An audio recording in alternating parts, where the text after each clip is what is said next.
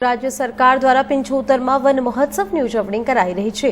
તેમજ ઉજવણી કરાવવાની સાથે સાથે સરકારના પરિપત્ર છે કે 15 જૂનથી 31 ઓક્ટોબરના સમયગાળા દરમિયાન લીલા ઊભા વૃક્ષો કાપવાની પરવાનગી આપવામાં આવતી નથી।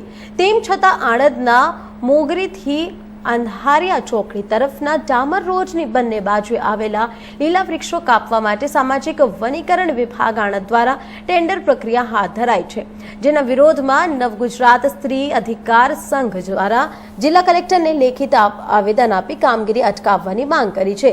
દર વર્ષે ચોમાસામાં વન વિભાગ દ્વારા વન મહોત્સવની ઉજવણી કરીને લાખો રોપા રોપવામાં આવે છે। આ વખતે 75માં વન મહોત્સવની ઉજવણી ચાલી રહી છે, તેમજ 15મી જૂનથી 31મી ઓક્ટોબર સુધી લીલા વૃક્ષો કાપવા માટે કોઈ જ પરવાનગી આપવામાં આવી નથી।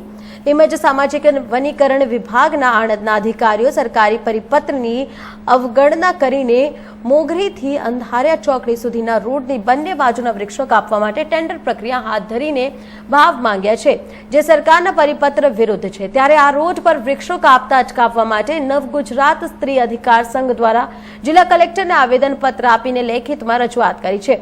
તેમ છતાં વૃક્ષો કાપવાની કાર્યવાહી હાથ ધરાશે તો પર્યાવરણ પ્રેમીઓ દ્વારા આંદોલન કરવાની ચીમકી ઉચ્ચારી છે।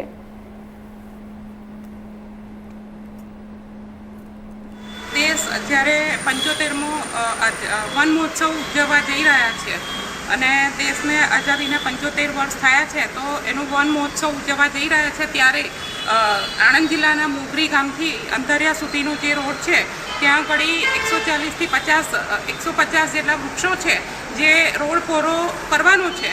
તો એમાં રોડ બનાવવા માટે ક્યાંય નડતરરૂપ નથી એવા વૃક્ષો કાપવા માટેનું ટેન્ડરિંગ ગયા ગુરુવારે થઈ ગયું છે। તો એ રોકાય અને રોડ બને એમાં ઝાડ એક પણ નડે એવું નથી। અમે ગઈકાલે 2 દિવસથી રૂબરૂ જઈ અને આખું નિરીક્ષણ કર્યું અને રોડ ક્યાં સુધી બનશે એ પણ અમે ચેક કર્યા પછી આજે આ આવેદન કલેક્ટર સાહેબને આપ્યું છે। શું માંગણી કરી છે આપણે? આ વૃક્ષ છેદન છે એ ના થવું જોઈએ। બીજું, સરકારનો એક નિયમ છે કે 15 જૂનથી 31 ઓક્ટોબર સુધી લીલા વૃક્ષ કાપવાની કોઈ નિયમ નથી, એ પ્રતિબંધ છે। તો આણંદ જિલ્લાના સામાજિક વનીકરણ વિભાગને આ નિયમ લાગુ નથી પડતો, તો એમના દ્વારા જ આ જે ટેન્ડરિંગ થયું છે એ એમના દ્વારા જ થયું છે। તો હું આણંદ જિલ્લાના માનનીય કલેક્ટર સાહેબ થકી અને સામાજિક વનીકરણ વિભાગને રિક્વેસ્ટ કરું છું કે જો આ વૃક્ષ છેદન નહીં રોકાય તો અમે ચીપકું આંદોલન જરૂરથી કરીશું।